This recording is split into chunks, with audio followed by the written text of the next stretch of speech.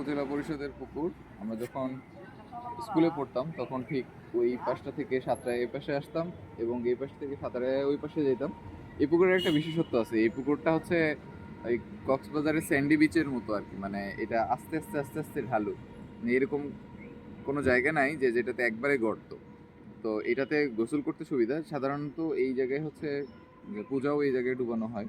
তো পুকুরটা এরকম যে আস্তে আস্তে আস্তে আস্তে নিচের দিকে ঢালু আর কি, যে কেউ নামতে পারে এবং যারা সাঁতার পারে না তারাও এটাতে গোসল করতে পারে। আমার আমিও অনেক পারবো। বন্ধুরা সাঁতার পারতো না, তারা গোসল করতো। হ্যাঁ, তুমিও পারবা।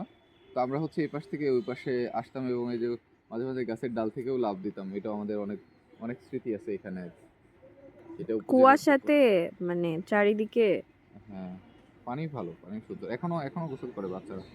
ওই যে সিঁড়ি দেখতেছো ওর পাশ থেকে সিঁড়ি দিয়ে নেমে আসে।